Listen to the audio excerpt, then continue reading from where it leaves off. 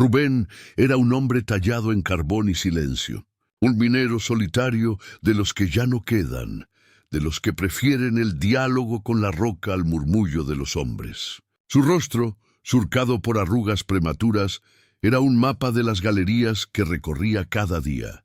La mina, la desamparada, en el corazón de las montañas asturianas, era su único confidente, un laberinto de oscuridad que conocía mejor que su propia casa. Un martes, mientras seguía una veta de carbón que se desviaba de los túneles principales, su pico golpeó algo diferente. No era el sonido sordo y familiar del mineral, sino un eco hueco, casi artificial. Intrigado, limpió el polvo y la tierra, descubriendo los contornos de un muro de ladrillos toscos, una estructura que no figuraba en ningún mapa moderno de la mina. Era una pared antigua, sellada a propósito. La curiosidad, una emoción que creía enterrada bajo toneladas de indiferencia, se apoderó de él. Durante horas, con la única luz de su casco iluminando su esfuerzo, trabajó para abrir una brecha. El aire que emanó del otro lado era viciado, antiguo, cargado con el polvo de décadas de olvido. Olía a tiempo estancado, a un secreto que la montaña había guardado con celo durante generaciones de mineros. Detrás del muro se abría una pequeña cámara, no más grande que un confesionario. Parecía una oficina improvisada o un refugio de capataz, abandonado con prisas.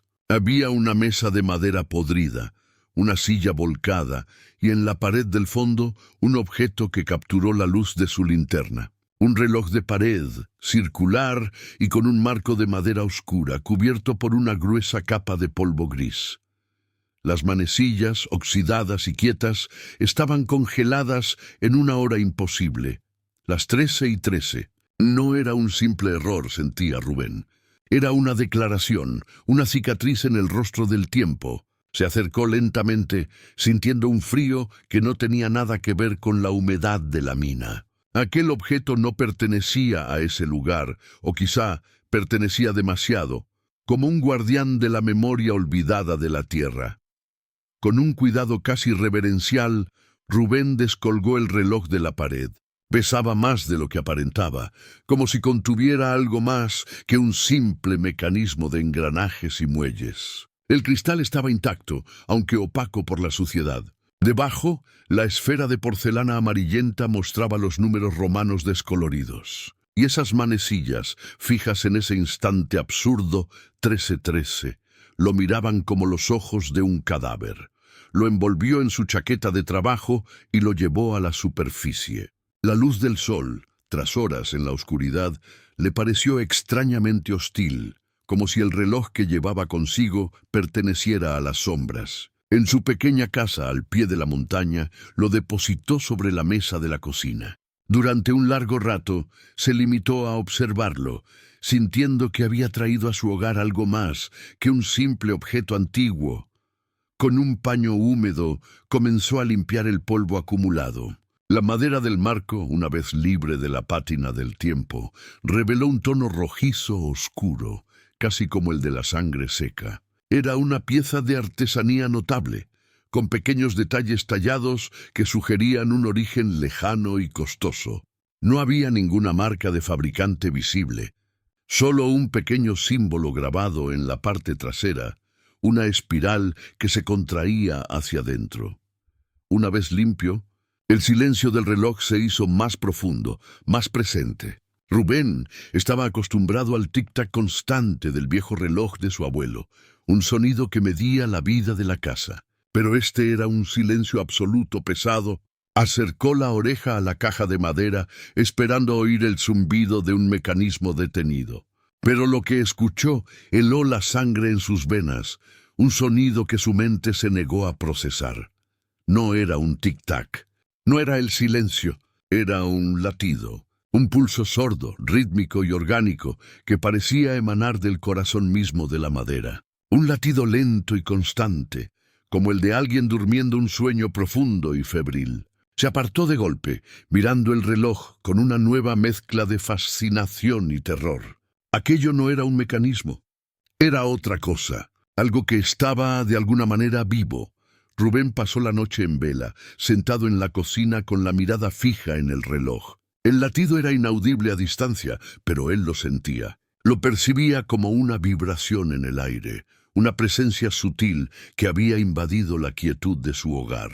Cada pocos minutos, vencido por una macabra curiosidad, volvía a acercar el oído a la madera para confirmar que no lo había imaginado. El pulso seguía ahí, inalterable. Intentó racionalizarlo. Quizá era un efecto acústico extraño, una resonancia de la madera vieja o el eco de su propio corazón amplificado por la caja del reloj. Pero su corazón latía rápido y nervioso, mientras que el sonido del reloj era lento, metódico, casi letárgico. Eran dos ritmos distintos, dos vidas que coexistían en la misma habitación, una de carne y hueso y otra de origen desconocido y terrible. El amanecer trajo consigo una falsa sensación de normalidad. Los sonidos del pueblo despertando casi ahogaron el sutil latido. Rubén se preparó para ir a la mina, pero su rutina se sentía profanada. Antes de salir, cubrió el reloj con un paño, como si quisiera sofocar su extraña vida o esconderlo de la luz del día. Sin embargo, la sensación de su presencia lo acompañó, como una sombra pegada a sus talones. En la oscuridad de la galería, el recuerdo del latido se hizo más intenso. El golpeteo rítmico de su propio pico contra la roca parecía burlarse de él, imitando el pulso del reloj. El silencio de la mina, que siempre había sido su refugio, ahora se había convertido en un lienzo en blanco, donde su mente proyectaba aquel sonido orgánico y persistente. Empezaba a sentir que la locura era una veta más, esperando ser descubierta. Aquel día el trabajo se le hizo eterno. Cada sombra parecía moverse, cada crujido de la madera de los puntales sonaba como un suspiro. Las leyendas de mineros que los viejos contaban en la cantina, esas historias de terror sobre espíritus atrapados en la roca, ya no le parecían simples cuentos. Se preguntó si lo que había desenterrado no era un reloj, sino la tumba de algo que nunca debió ser despertado.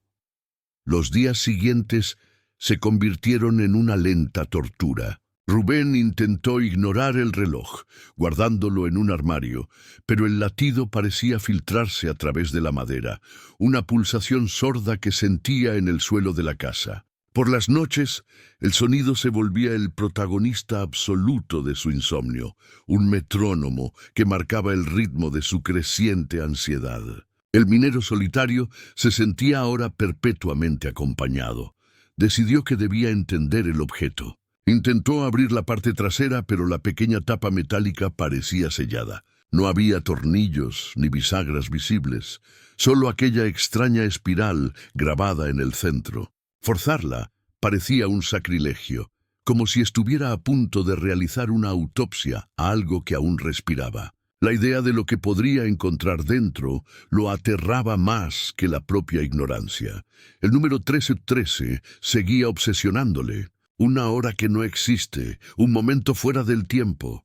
Buscó en viejos libros sobre simbología y numerología que tenía por casa, herencia de su abuela, una mujer aficionada a los misterios. El 13, el número de la mala suerte, de la muerte en el tarot, repetido 2 veces, parecía una sentencia, una advertencia que no sabía cómo interpretar. Comenzó a ver el número por todas partes. En el peso del carbón extraído, 1.313 kilogramos. En la matrícula de un coche que pasaba por el pueblo. En el ticket de la compra del supermercado. Su mente, agotada por la falta de sueño y la tensión constante, buscaba patrones donde no los había, tejiendo una red de paranoia que lo atrapaba cada vez más. El reloj no solo latía.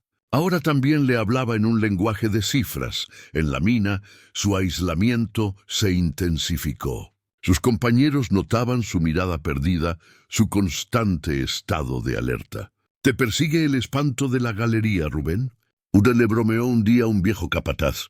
Rubén solo pudo responder con un silencio tenso. ¿Cómo explicarles que se sentía perseguido por el corazón de un reloj? un objeto que había robado de las entrañas de la tierra. El latido del reloj comenzó a cambiar. Ya no era un pulso monótono y constante.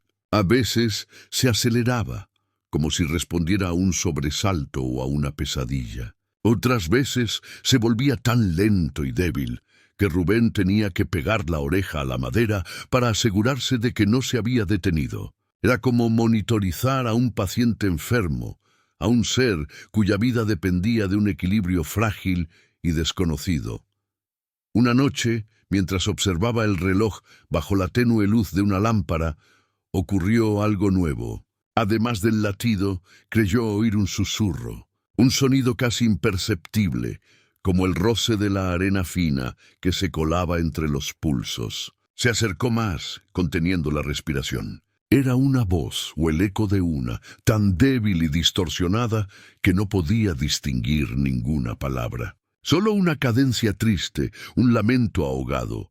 El terror dio paso a una extraña forma de empatía. Aquello que habitaba el reloj no parecía una entidad malévola, sino algo que sufría. El latido era el de un corazón atrapado y los susurros, los restos de una voz que anhelaba ser escuchada. Rubén, el minero solitario, se sintió extrañamente conectado con esa soledad, una soledad mucho más profunda y antigua que la suya propia. Decidió que necesitaba respuestas y que éstas no estaban en su casa, sino en la historia de la mina. Al día siguiente, en lugar de ir a su tajo habitual, se dirigió al archivo del pueblo, una pequeña sala polvorienta en el ayuntamiento donde se acumulaban legajos y documentos sobre la explotación minera de la región. Buscaba una anomalía, un accidente, algo que se saliera de la rutina mortal de la mina. El archivero, un anciano de gafas gruesas, lo miró con curiosidad. No era habitual que un minero se interesara por los papeles viejos. Rubén, con voz titubeante, preguntó por los registros de La Desamparada de hacía muchos años, buscando cualquier mención a túneles sellados o a eventos inusuales. No sabía exactamente qué buscaba, pero sentía que el reloj era la llave de una historia que la montaña se había tragado. Entre legajos amarillentos y mapas descoloridos, Rubén encontró una carpeta con la etiqueta Incidente de 1943. El papel era frágil y las palabras, escritas con una caligrafía elegante pero apresurada, relataban una tragedia. Un derrumbe en una galería recién explorada de La Desamparada, en la víspera del día de Santa Bárbara, la patrona de los mineros. Un suceso que los más viejos del pueblo mencionaban a veces en susurros. El informe oficial hablaba de una explosión de grisú, un enemigo invisible y letal que acecha en las profundidades. La onda expansiva había provocado el colapso de la galería, sellando la salida para un grupo de 13 mineros. El número le provocó un escalofrío. 13 hombres atrapados bajo miles de toneladas de roca. Los esfuerzos de rescate, según el documento, fueron inútiles y peligrosos, y tras una semana se dieron por concluidos. La lista de los mineros fallecidos estaba adjunta. 13 nombres, 13 vidas truncadas. Rubén leyó cada uno de ellos en voz baja, sintiendo que profanaba un recuerdo sagrado. Eran apellidos comunes en la región, algunos de los cuales todavía resonaban en las familias del pueblo. Hombres jóvenes, padres, hijos, hermanos. La tragedia no era solo un archivo, era una herida abierta en la memoria colectiva de la comarca, pero un detalle en el informe llamó su atención. Un anexo escrito a mano por el ingeniero jefe de la época. Mencionaba que la zona del derrumbe era geológicamente inestable y que por la seguridad del resto de la explotación se decidió sellar permanentemente todo el sector con un muro de ladrillos. La descripción del lugar coincidía exactamente con el sitio donde él había encontrado la pequeña cámara y el reloj. De repente, todo empezó a encajar de una manera horrible. La cámara no era una oficina, sino probablemente un pequeño refugio de emergencia donde alguien podría haber intentado protegerse. ¿Y el reloj? ¿Era de uno de ellos? ¿Había sido testigo mudo de sus últimas horas? El latido que escuchaba cada noche adquirió un nuevo y espantoso significado. No era el pulso de una entidad abstracta, sino el eco del corazón de un hombre enterrado en vida. Impulsado por su macabro descubrimiento, Rubén se centró en el único elemento que no encajaba: el reloj. No era un objeto que un minero corriente llevaría a una galería. Su calidad y su extraña manufactura sugerían una historia diferente.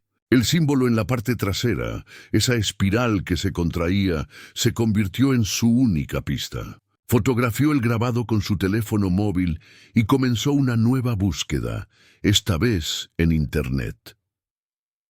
Tras horas navegando por foros de coleccionistas y anticuarios, encontró una coincidencia. La espiral era la marca de un relojero artesano de principios del siglo XX, un hombre llamado Anselmo Varela, conocido por sus creaciones excéntricas y por su interés en el espiritismo y la mecánica del alma. Sus relojes eran piezas únicas, a menudo personalizadas para clientes que compartían sus creencias esotéricas.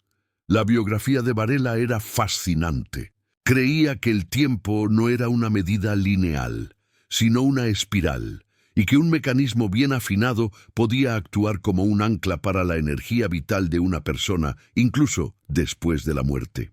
Sus clientes no compraban simples relojes, sino receptáculos para el eco del espíritu. Rubén sintió un escalofrío al leer aquellas palabras. La locura del relojero parecía haberse materializado en su cocina. En un viejo catálogo digitalizado de una subasta, encontró un reloj con un diseño similar al suyo. La descripción mencionaba una de las peculiaridades de Varela, a petición de algunos clientes. Incorporaba en la maquinaria una pequeña cápsula sellada que contenía un objeto personal del dueño: un mechón de pelo, una gota de sangre seca, una uña, un vínculo físico para fortalecer la conexión espiritual. La idea era tan grotesca como esclarecedora. El latido, la voz. El reloj no era solo un reloj, era un relicario, una urna mecánica que contenía una parte de alguien, y ese alguien era, con casi total seguridad, uno de los 13 mineros atrapados en 1943.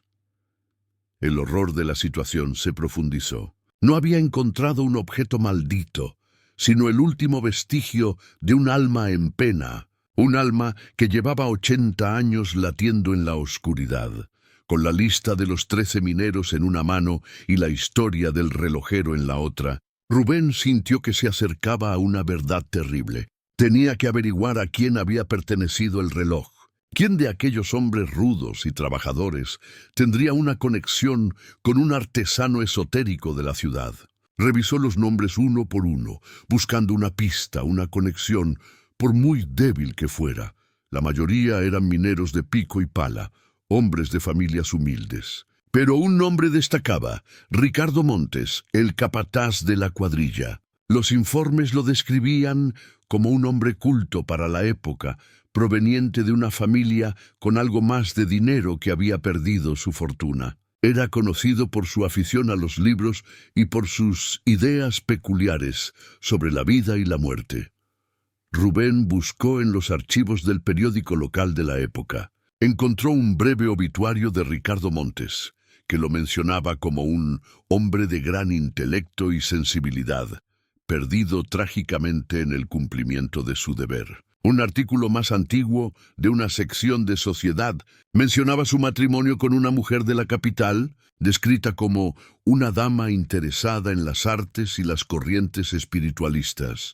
La conexión se hizo evidente. Era plausible que Ricardo o su esposa hubieran encargado el reloj a Anselmo Varela. El capataz, quizás presintiendo los peligros de su profesión, podría haber llevado consigo aquel extraño talismán a la mina, un ancla para su espíritu, por si la montaña decidía reclamar su cuerpo. Un seguro de vida para el más allá, concebido por un relojero que creía poder burlar a la muerte.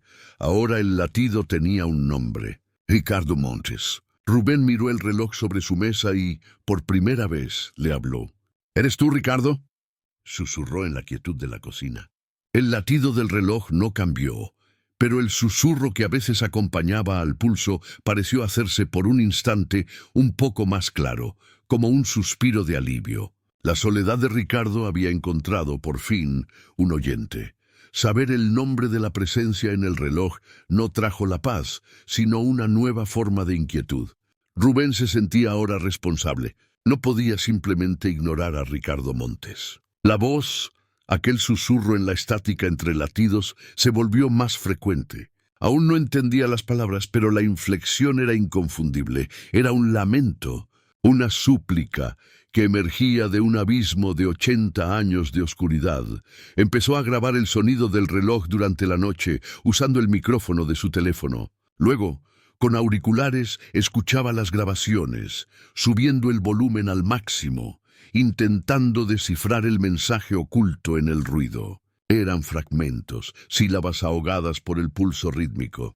Veces creía oír su propio nombre, Rubén, y otras veces una palabra que se repetía una y otra vez, carta. La palabra lo desconcertó. ¿Qué carta? Se refería a una carta de baraja, a un naipe, o a una misiva, un mensaje escrito. La idea de que el espíritu de Ricardo estuviera intentando comunicarle algo tan específico lo llenaba de una mezcla de esperanza y pavor. Si podía entender lo que quería, quizá podría darle paz. Y al hacerlo, quizá él también podría encontrar la suya propia. La tensión estaba afectando gravemente su salud. Apenas comía, y el sueño era un lujo que rara vez podía permitirse. Sus manos temblaban constantemente, y en el trabajo su legendaria concentración se había desvanecido.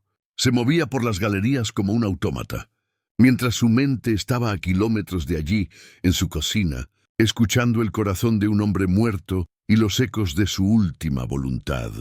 Una noche, mientras escuchaba una de las grabaciones, filtró el audio con una aplicación, eliminando las frecuencias bajas del latido. Lo que quedó fue un susurro casi puro, frágil y tembloroso. Y entonces, por un segundo, lo oyó con una claridad escalofriante. No era solo la palabra carta. Era una frase corta, repetida como un mantra roto. La carta. En la caja, mi amor. La carta. En la caja, mi amor. La frase se repitió en la mente de Rubén sin cesar. El espíritu de Ricardo no solo estaba atrapado, estaba intentando entregar un último mensaje a alguien a quien amaba. ¿Pero qué caja? Rubén no había encontrado ninguna caja en la cámara sellada, solo la mesa, la silla y el reloj. ¿Se refería a una caja que estaba en otro lugar? Volvió a pensar en la cámara de la mina. Quizá había pasado algo por alto. La mesa de madera estaba muy podrida, pero ¿y si contenía un cajón oculto, un compartimento secreto? La posibilidad lo sacudió. Tenía que volver. Tenía que regresar a ese pequeño nicho en el corazón de la montaña, el lugar donde el tiempo se había detenido a las 13:13. La idea de volver a entrar en aquel túnel lo aterrorizaba. Ahora sabía lo que había ocurrido allí.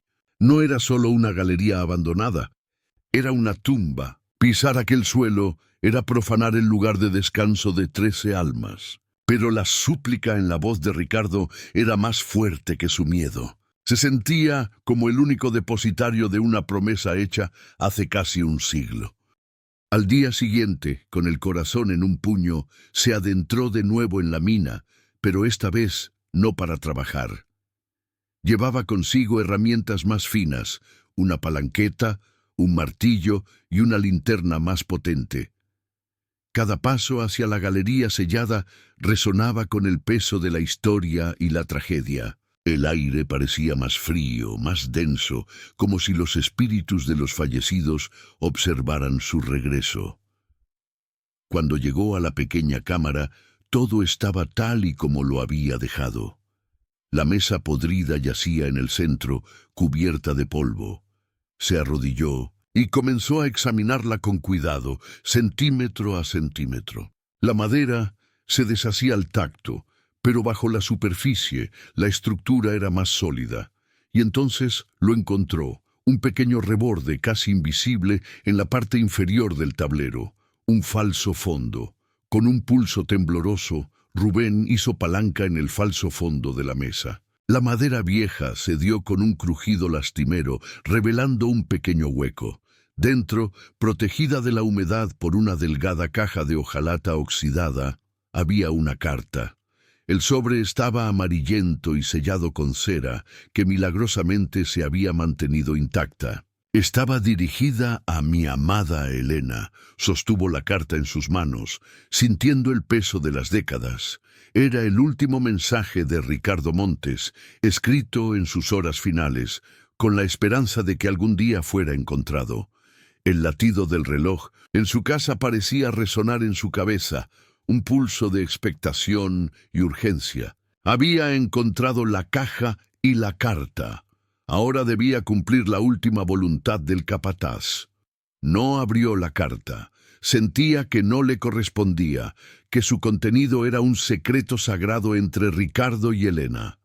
Su misión no era leerla, sino entregarla. ¿Pero a quién? Elena, la esposa de Ricardo, si aún vivía, sería una anciana de más de 100 años. Lo más probable es que hubiera fallecido hacía mucho tiempo.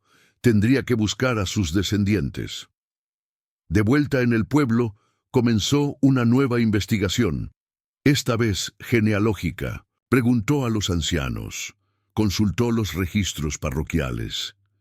Descubrió que Elena, tras la tragedia, había abandonado el pueblo minero y había regresado a la ciudad. También descubrió que había tenido una hija póstuma, una niña que nació pocos meses después de la muerte de Ricardo en la mina. Una niña que nunca conoció a su padre. La hija se llamaba también Elena en honor a su madre. Los registros indicaban que se había casado y había tenido su propia familia.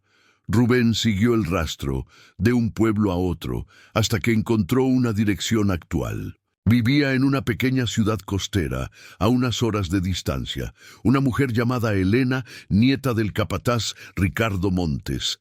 El destino final de la carta estaba ahora a su alcance. El viaje a la ciudad costera fue tenso. Rubén conducía su vieja furgoneta con la caja de hojalata en el asiento del copiloto, envuelta en un paño. Sentía como si llevara un pasajero invisible, el espíritu de Ricardo, ansioso por llegar a su destino. Dejó el reloj en casa, pero el latido lo acompañaba, un eco persistente en el fondo de su mente, ahora más tranquilo, expectante. Encontró la dirección en un barrio tranquilo, una casa con un pequeño jardín lleno de flores. Una mujer de unos 70 años, de mirada amable y cabello blanco, le abrió la puerta.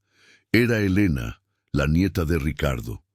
Rubén, un hombre poco acostumbrado a las palabras, se sintió torpe y fuera de lugar. Le costó empezar, explicar quién era y qué lo llevaba hasta allí. Comenzó hablando de la mina, de un hallazgo reciente en una galería olvidada. Le habló del capataz Ricardo Montes, su abuelo.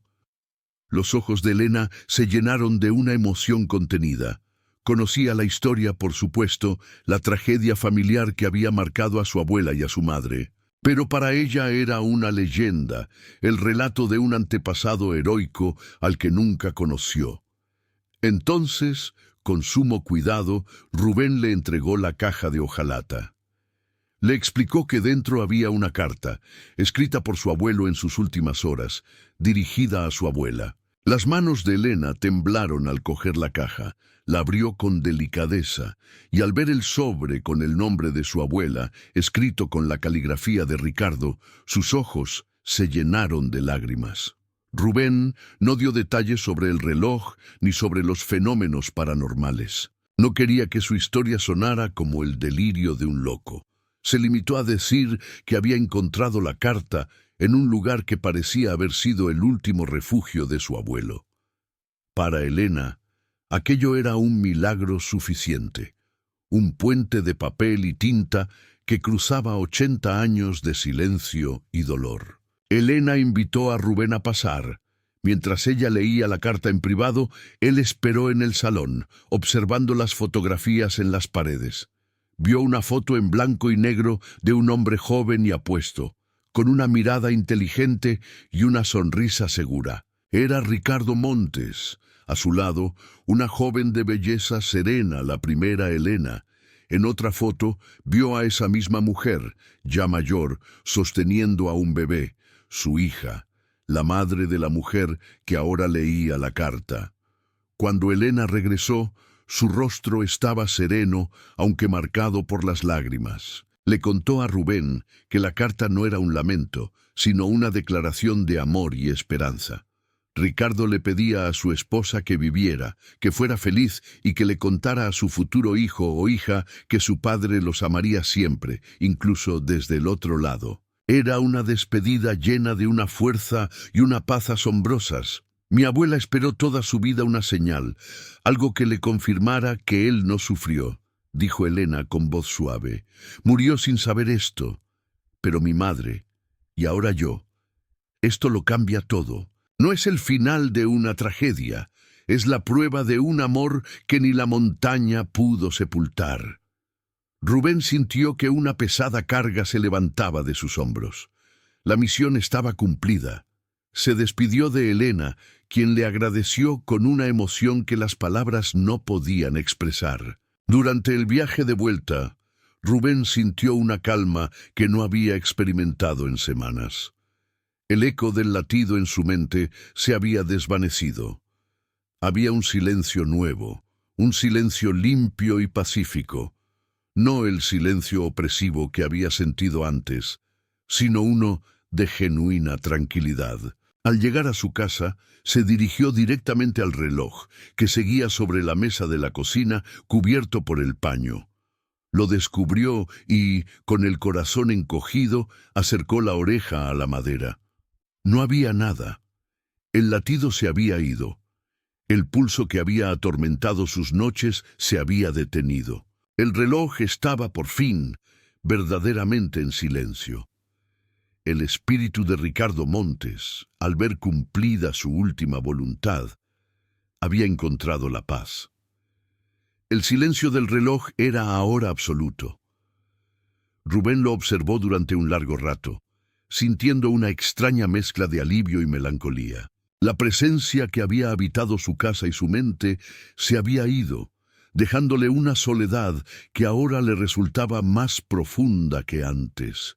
Se había acostumbrado a la compañía del corazón de Ricardo, a su misterio y a su propósito.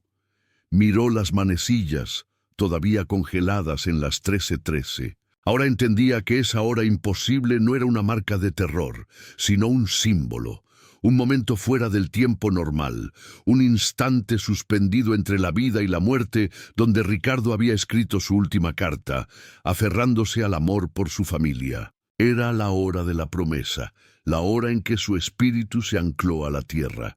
Con un cuidado renovado, Rubén colgó el reloj en la pared de su salón. Ya no era un objeto de terror, sino un recordatorio, un monumento a la resistencia del espíritu humano, a la historia de un hombre que se negó a que la oscuridad de la mina fuera su última palabra. El reloj se convirtió en un mudo testigo de la conexión que había forjado con el pasado, un vínculo que lo había cambiado para siempre. La experiencia transformó a Rubén. El minero solitario y taciturno comenzó a abrirse un poco más. Empezó a escuchar con más atención las historias de los viejos mineros, reconociendo que detrás de sus cuentos de horror para no dormir, a menudo se escondían tragedias reales y dolores no resueltos. El terror en la mina no era solo cosa de fantasmas, sino del peso de la memoria y el olvido. Nunca volvió a la galería sellada. Sentía que aquel lugar debía permanecer como una tumba inviolable, un santuario para los 13 hombres que yacían allí. Su trabajo en la mina continuó, pero ahora sentía una conexión diferente con la montaña. Ya no era solo una fuente de carbón, sino un lugar sagrado, un archivo de vidas y muertes, un gigante dormido que guardaba miles de secretos en su corazón de roca.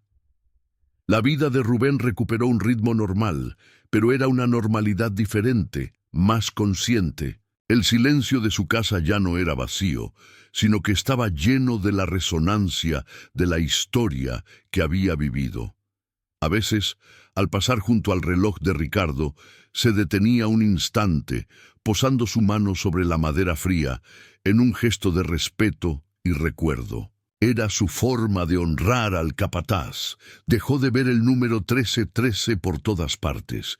La paranoia se había disuelto, reemplazada por una comprensión más profunda de cómo la mente, bajo presión, puede crear sus propias prisiones. Comprendió que el miedo más grande no provenía de lo sobrenatural, sino del aislamiento y de la incapacidad para conectar con los demás. Un mal que él mismo había padecido durante años. La historia del reloj se convirtió en su secreto, una experiencia demasiado íntima y extraña para compartirla.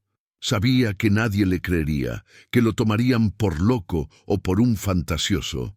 Pero la prueba de su veracidad no estaba en la opinión de los demás, sino en la paz que sentía en su interior y en la serenidad del rostro de Elena, la nieta de Ricardo, al recibir el último adiós de su abuelo. El reloj, detenido para siempre a las 13:13, se convirtió en una pieza central de su hogar. Los pocos visitantes que tenía a veces preguntaban por él, por su extraña hora. Rubén simplemente sonreía y decía que era un recuerdo de familia. Una frase que, en un sentido muy profundo, era completamente cierta. Ricardo Montes y él, de alguna manera, se habían convertido en familia a través del tiempo y la tragedia. La montaña seguía guardando sus misterios, y Rubén sabía que había innumerables leyendas de mineros esperando en la oscuridad, pero ya no les temía. Había aprendido que a veces los fantasmas no buscan asustar, sino ser escuchados, que el verdadero terror no es la presencia de los muertos, sino el silencio de los vivos que se niegan a recordar sus historias. Y él, el minero solitario, se había convertido en un guardián de la memoria. Habían pasado varios meses. La primavera tiñó de verde las laderas de la montaña, contrastando con el negro perpetuo de la boca de la mina. Rubén sentía que la historia de Ricardo se había asentado en él, como el polvo de carbón que se incrusta en la piel. Ya no era una herida abierta, sino una cicatriz, un recordatorio de la fragilidad y la fortaleza del espíritu humano. Un día recibió una carta. El sobre era de calidad y el remitente Elena Montes. Su corazón dio un vuelco. La abrió con manos cuidadosas. En la carta, Elena le agradecía de nuevo y le contaba cómo el mensaje de su abuelo había afectado a su familia. Habían decidido realizar una pequeña ceremonia en el cementerio del pueblo, colocando una placa conmemorativa para Ricardo y los otros 12 mineros. Le invitaba a asistir, no como un extraño, sino como una parte fundamental de esa historia.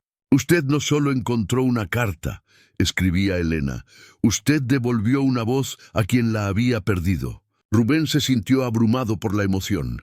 Él, que siempre había vivido en los márgenes, que se consideraba un simple obrero de la oscuridad, era ahora el catalizador de un acto de sanación familiar y comunitaria. La idea de asistir a un acto social le generaba una profunda incomodidad, pero sabía que debía hacerlo. Era el último capítulo de la historia, el cierre del círculo que había comenzado con un golpe de pico contra un muro olvidado. Debía estar allí para honrar a Ricardo, no al espíritu que latía en un reloj, sino al hombre, al capataz, al esposo y padre que fue. El reloj en la pared de su salón parecía observarlo. Las manecillas, fijas en su hora eterna, ya no le parecían un presagio, sino una brújula. Le habían guiado a través de un laberinto de miedo y soledad, y le habían mostrado un camino hacia la conexión y el propósito. Aquel reloj que no marcaba el tiempo le había enseñado el verdadero valor de cada instante. El día de la ceremonia fue soleado y ventoso. Rubén se vistió con sus mejores ropas, sintiéndose extraño sin el mono de trabajo. En el pequeño cementerio del pueblo, encaramado en una colina con vistas al valle minero, ya se había reunido un pequeño grupo de gente. Reconoció a Elena y a sus hijos. Ella lo saludó con una sonrisa cálida y lo presentó a su familia como un buen amigo. La placa era de bronce, sencilla y digna. En ella estaban grabados los 13 nombres de los mineros fallecidos en el accidente de 1943. Debajo, una inscripción: su luz se apagó en la tierra, pero su memoria brilla eternamente. La placa fue colocada en un pequeño monolito de piedra cerca de la entrada para que nadie que entrara al cementerio olvidara su sacrificio. El cura del pueblo dijo unas palabras, y luego Elena leyó un fragmento de la carta de su abuelo. Al escuchar aquellas palabras de amor y coraje en voz alta, bajo el cielo abierto, Rubén sintió la historia cobrar vida, liberándose de la claustrofobia de la mina y del silencio de su casa. El mensaje de Ricardo ya no era un secreto, sino un legado compartido con la comunidad. Rubén se mantuvo en un segundo plano, observando. Vio a algunos mineros jubilados, hombres de rostro curtido como el suyo, que se quitaban la boina con respeto al oír los nombres. Reconocían los apellidos, recordaban las historias que sus padres y abuelos les habían contado.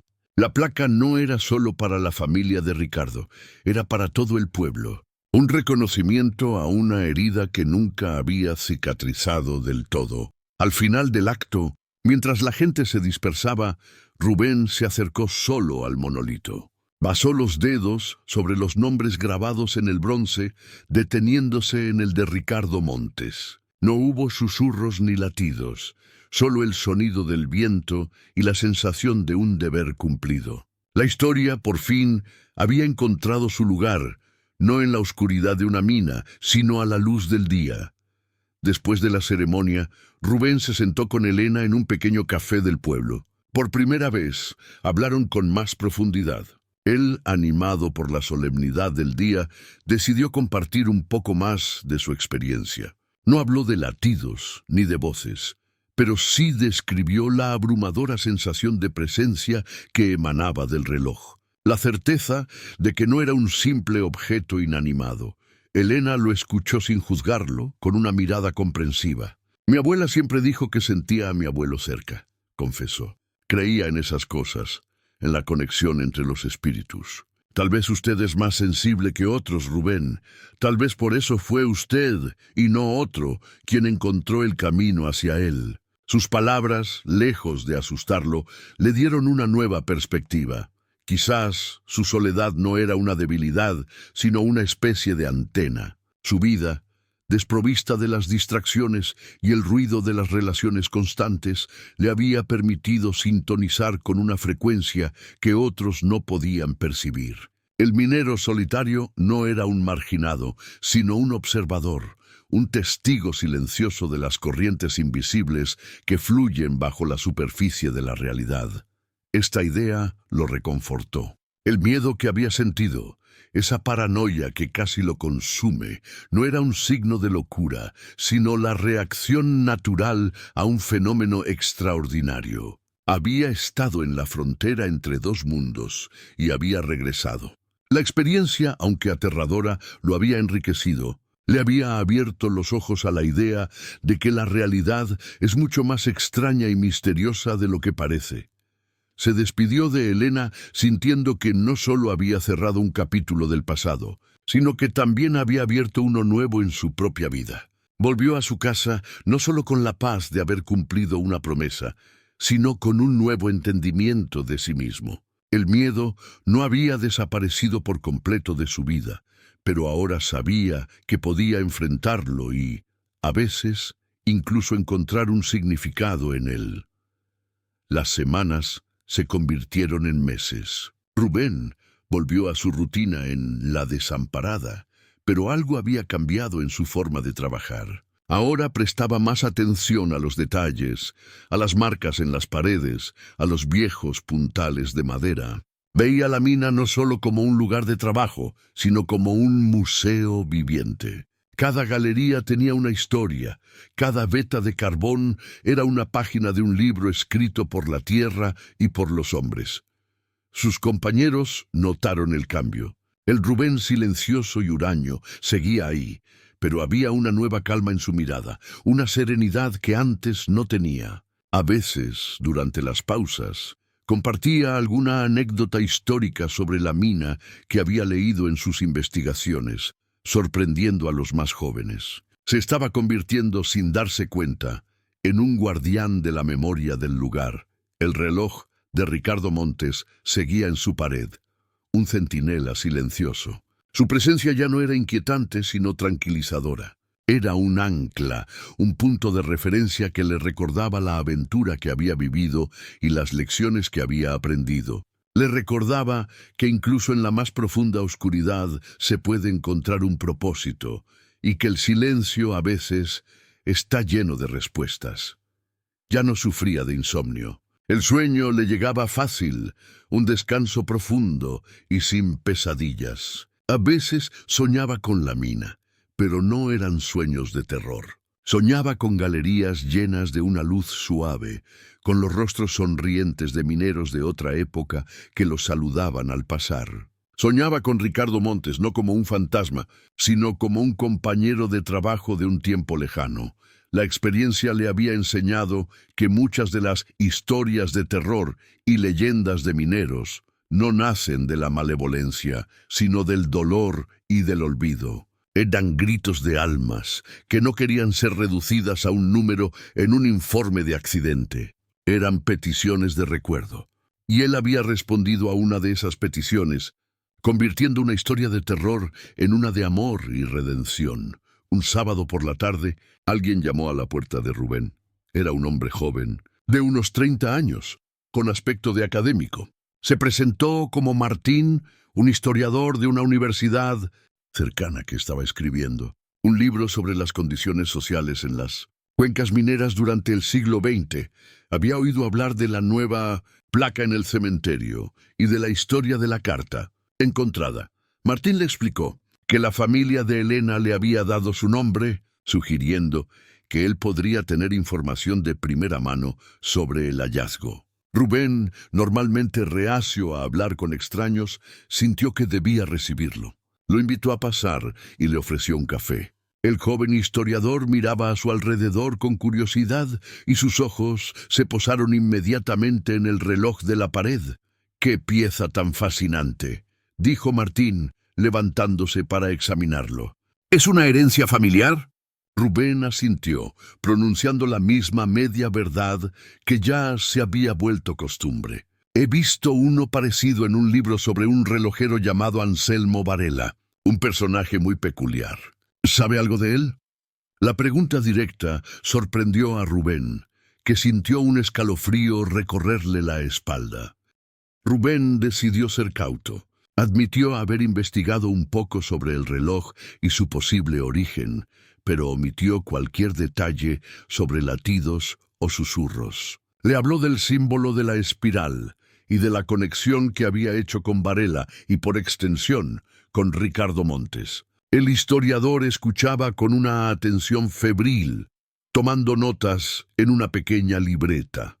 «Esto es increíblemente valioso», dijo Martín. La conexión entre la clase trabajadora, como los mineros, y estas corrientes de pensamiento esotérico es un campo muy poco estudiado.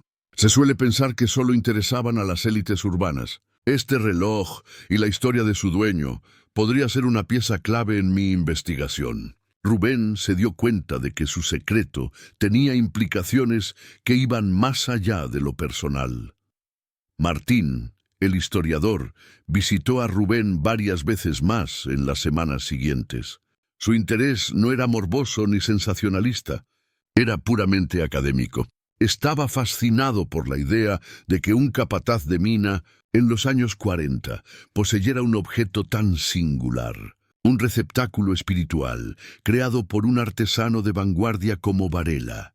Le mostró a Rubén sus investigaciones sobre el relojero. Varela no estaba loco, argumentaba Martín, sino que formaba parte de un movimiento cultural que buscaba reconciliar la ciencia y la espiritualidad. Creían que la energía humana, las emociones y la conciencia podían interactuar con el mundo físico de formas que la ciencia de la época aún no comprendía. Sus relojes eran experimentos, intentos de capturar ese eco vital. Rubén escuchaba fascinado. La historia que él había vivido de forma visceral y aterradora ahora era analizada bajo la lente fría de la historia y la sociología. Martín teorizaba que Ricardo Montes, siendo un hombre culto y enfrentado a la muerte a diario, podría haberse sentido atraído por estas ideas como una forma de consuelo, una manera de sentir que una parte de él sobreviviría a un posible accidente. Tu hallazgo, Rubén, le dijo un día a Martín, no es solo la resolución de un drama familiar, es una ventana a la mentalidad de una época. Nos muestra cómo la gente lidiaba con el miedo y la mortalidad en una de las profesiones más peligrosas del mundo. Es mucho más que una simple anécdota, es un testimonio. Estas palabras dieron a Rubén un nuevo sentido de la importancia de lo que había hecho. No era solo el mensajero de un fantasma, era el custodio de una pieza de la historia. El reloj de la pared adquirió una nueva dimensión. Ya no era solo el recuerdo de Ricardo, sino también el legado de Anselmo, Varela y un símbolo de las esperanzas y temores de toda una generación de hombres que se adentraban cada día en las entrañas de la tierra sin saber si volverían a ver la luz del sol.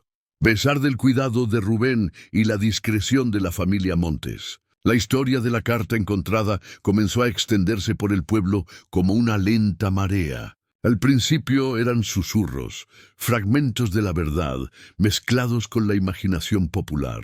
La gente hablaba de un tesoro, de un mapa, de un secreto de la mina que el minero solitario había descubierto. Algunos de los mineros más supersticiosos comenzaron a mirar a Rubén con una mezcla de recelo y admiración.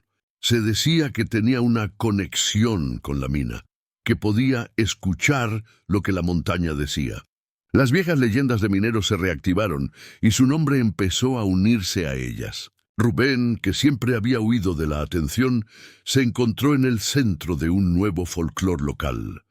Lejos de molestarle, esta nueva fama le causaba una extraña indiferencia. Sabía la verdad de lo ocurrido, y las versiones distorsionadas que circulaban por la cantina le parecían irrelevantes. Dejó que la gente hablara, que tejieran sus propias historias. Al fin y al cabo, no era su propia experiencia una historia casi increíble, un cuento de horror que se había transformado en algo más. Un día, el viejo capataz, que antes se había burlado de él, se le acercó en el vestuario.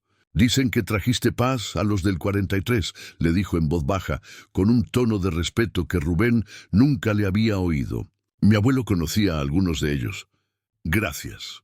No hubo más palabras, pero ese simple agradecimiento significó para Rubén más que todos los rumores y leyendas.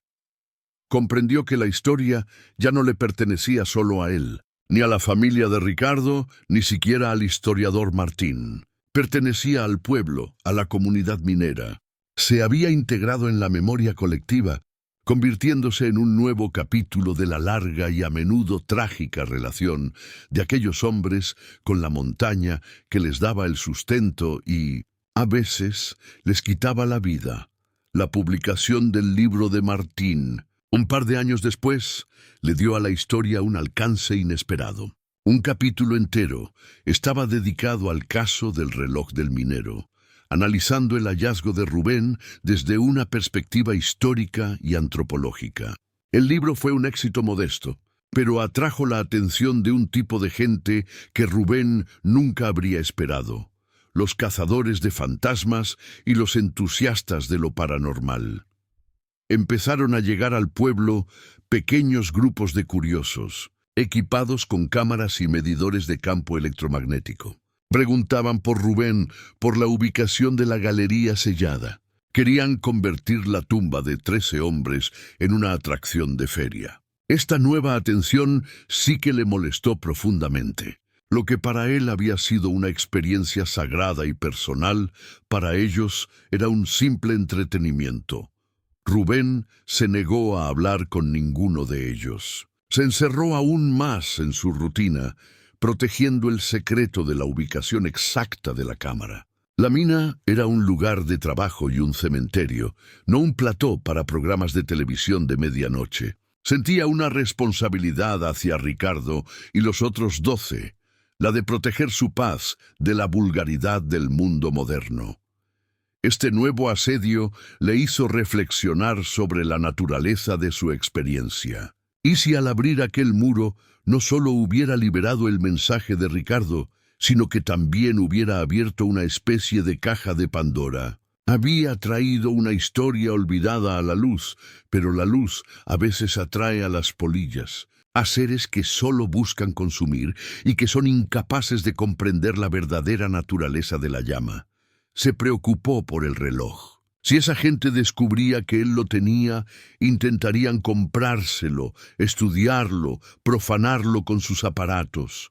Lo que una vez fue una fuente de terror, ahora se había convertido en un tesoro que debía proteger a toda costa. La amenaza ya no era sobrenatural, sino muy humana, la codicia y la falta de respeto por el misterio.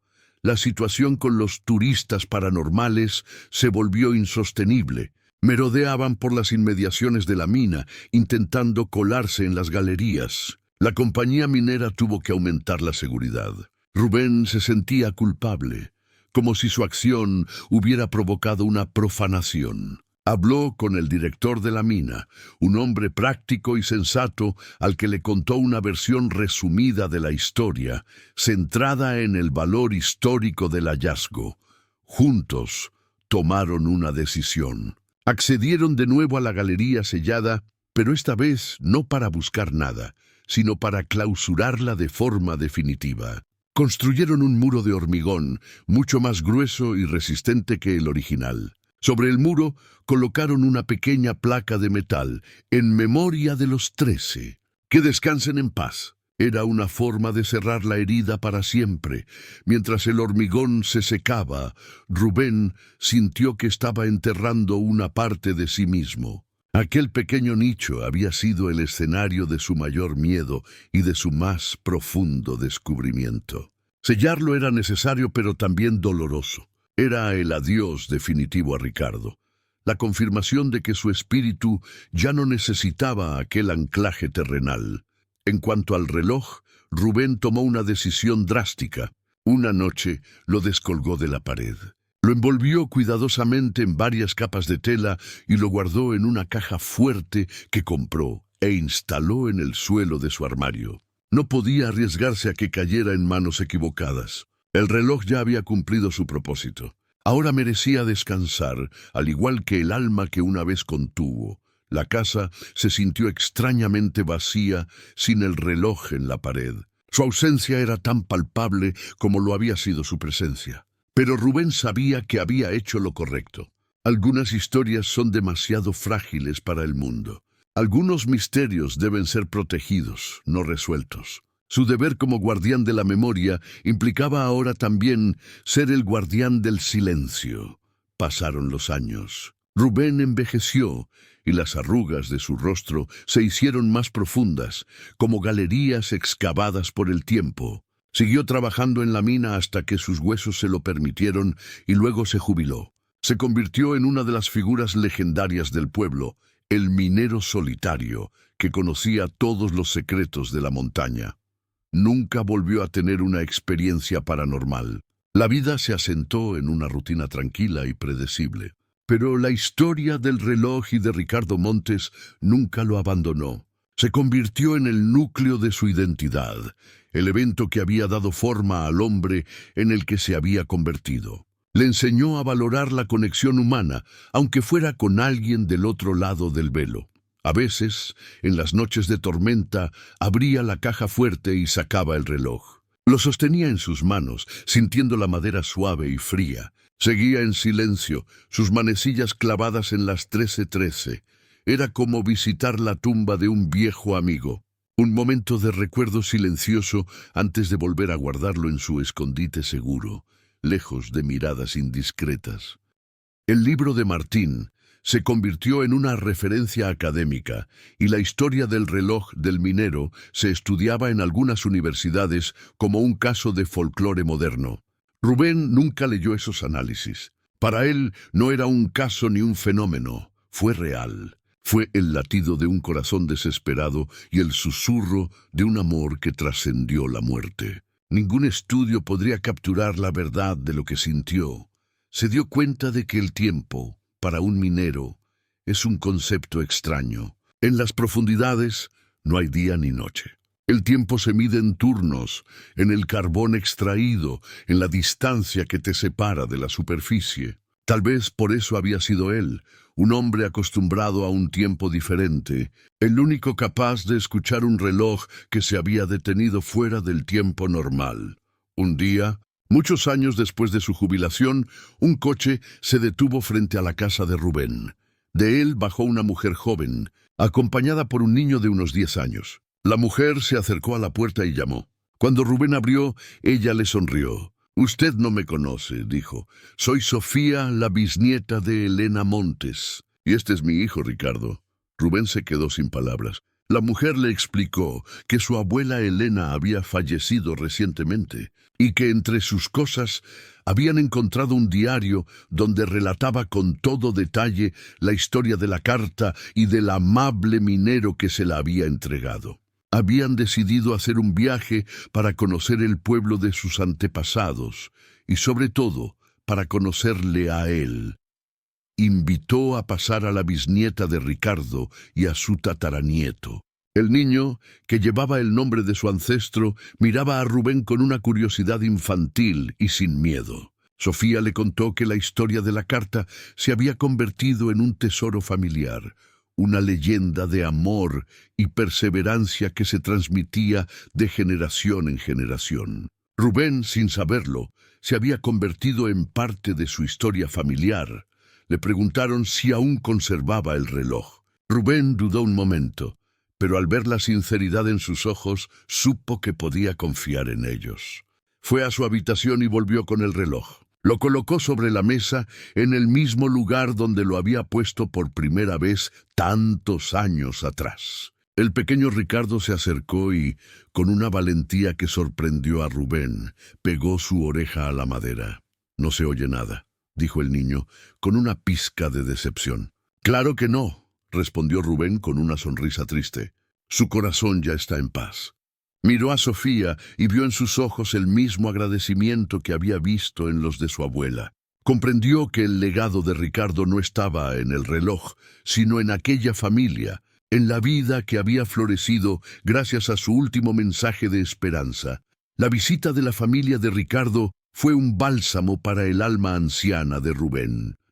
Le dio un cierre que no sabía que necesitaba.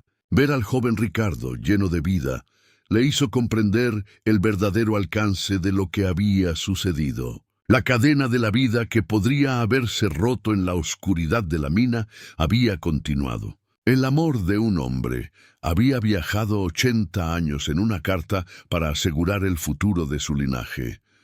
Antes de irse, Sofía le hizo una petición. Le preguntó si cuando él ya no estuviera, podría su familia heredar el reloj. No como un objeto de valor, aclaró, sino como el símbolo de nuestra historia. Queremos que permanezca en la familia para que nadie olvide de dónde venimos. Rubén aceptó sin dudarlo. El reloj finalmente volvería a casa. Esa noche, Rubén redactó su testamento, un documento sencillo en el que dejaba sus pocas posesiones a un sobrino lejano, con una única y clara excepción: el reloj de pared de Anselmo Varela, que debía ser entregado a la familia de Ricardo Montes. Se sintió en paz, sabiendo que había cumplido con su deber hasta el final. Había sido el custodio del reloj y ahora aseguraba su futuro.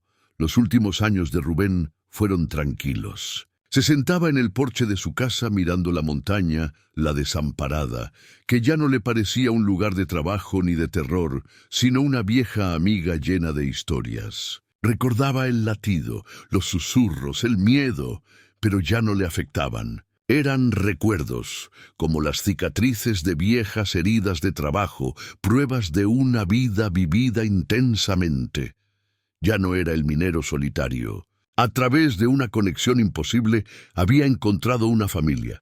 A través del terror, había encontrado un propósito. Y a través de un reloj detenido, había aprendido el verdadero significado del tiempo. Se había convertido en mucho más que un minero.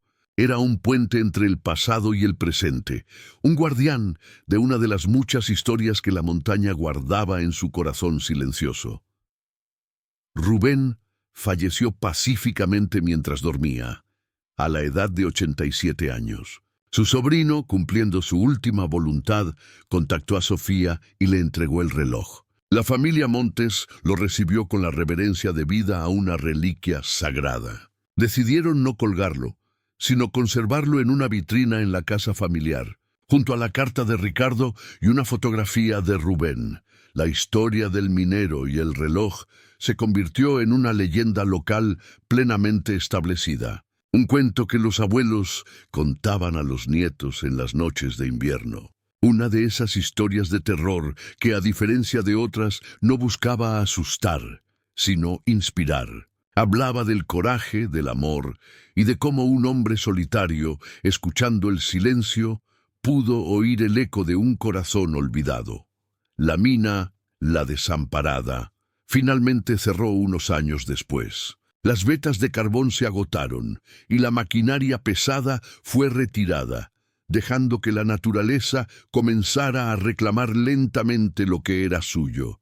La entrada fue sellada, y el monolito con la placa de los 13 mineros se convirtió en el único recordatorio visible de los siglos de trabajo y sacrificio que se habían desarrollado bajo tierra. Pero la montaña no olvida. En su interior, las galerías permanecen como venas vacías. El nicho donde Ricardo Montes pasó sus últimas horas, protegido tras un muro de hormigón, se convirtió en un santuario inviolable. La historia estaba a salvo, no solo en la memoria de la gente o en los libros, sino en el propio corazón de la roca, que había sido testigo de todo. El ciclo se había completado. Un secreto había salido de la mina, había cumplido su misión en el mundo de los vivos, y finalmente la historia había regresado a la comunidad, convirtiéndose en parte de su identidad. El terror en la mina se había transformado en un relato de conexión, demostrando que incluso en los lugares más oscuros puede florecer la más persistente de las luces. ¿Qué podemos aprender de la historia de Rubén, el minero solitario? Nos enseña que el verdadero horror no siempre reside en lo monstruoso o en lo violento, sino en el olvido. La mayor tragedia para los 13 mineros de 1943 no fue solo su muerte, sino el riesgo de que su historia, sus voces y sus últimos deseos se perdieran para siempre en el silencio de la tierra. El reloj, con su latido imposible, era un grito contra ese olvido. Un mecanismo diseñado por un soñador que creía que la esencia de una persona podía anclarse a un objeto, desafiando a la muerte. Ya sea que creamos en lo sobrenatural o lo veamos como una compleja manifestación psicológica, el resultado fue el mismo. Una conexión se estableció a través del tiempo y una herida pudo empezar a sanar. La experiencia de Rubén es un recordatorio de la importancia de escuchar. En nuestro mundo ruidoso y acelerado, a menudo perdemos la capacidad de percibir las señales sutiles, las historias que se esconden bajo la superficie. Rubén, en su soledad y silencio, tenía la capacidad de oír lo que nadie más podía. Nos invita a preguntarnos, ¿cuántos otros latidos estamos ignorando a nuestro alrededor? Esta historia también explora la delgada línea entre la cordura y la percepción. Rubén fue empujado al borde de su resistencia mental, acosado por un fenómeno que desafiaba toda lógica. Sin embargo, en lugar de sucumbir a la locura, eligió enfrentar el misterio, investigarlo y, en última instancia, actuar con empatía. Su viaje no fue solo a través de galerías oscuras, sino a través de los túneles aún más oscuros de la mente humana. Al final, las leyendas de mineros, como tantas otras historias de terror, cumplen una función vital. Nos advierten de los peligros, nos ayudan a procesar el duelo y nos recuerdan que somos parte de una historia mucho más grande que nosotros mismos. La historia de Rubén y Ricardo es un capítulo más en ese gran libro, un cuento de horror que nos enseña a no temer a los fantasmas, sino a la posibilidad de que sus historias nunca sean contadas. El reloj detenido a las 13:13 permanece ahora en la casa de los descendientes de Ricardo, un objeto silencioso que contiene una historia increíble. Es un testimonio de que el tiempo no siempre es lineal y de que los ecos del pasado pueden resonar en el presente de formas inesperadas. Nos recuerda que, a veces, los objetos más ordinarios pueden convertirse en portales a lo extraordinario. Si estamos dispuestos a escuchar, la figura de Rubén, el minero, se ha convertido en un arquetipo, el hombre solitario que, enfrentado a lo desconocido, no huye, sino que se convierte en un puente entre mundos. Su historia nos enseña que el valor no es la ausencia de miedo, sino la capacidad de actuar a pesar de él. Su legado no es de carbón y piedra, sino de memoria y compasión. Al final, la mina, la montaña, es la verdadera protagonista. Un ser antiguo y paciente que guarda las historias de todos los que han recorrido sus entrañas. Ella dio a Rubén el misterio, el miedo y finalmente un propósito. Es un recordatorio de que la naturaleza es la depositaria final de todos nuestros secretos, de nuestras vidas, nuestros amores y nuestras muertes. Así, la próxima vez que escuches una historia de terror, un cuento de horror para no dormir, pregúntate qué verdad se esconde detrás del miedo.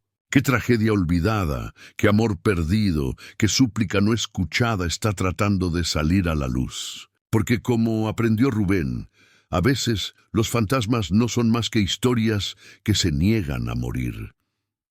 Gracias por acompañarnos en este viaje a las profundidades del miedo y la memoria. Si te gustan las historias que exploran los misterios ocultos en la oscuridad, no olvides suscribirte y activar las notificaciones. Comparte en los comentarios qué te ha parecido la historia de Rubén y el reloj que latía. ¿Crees en ecos del pasado? Nos vemos en la próxima galería.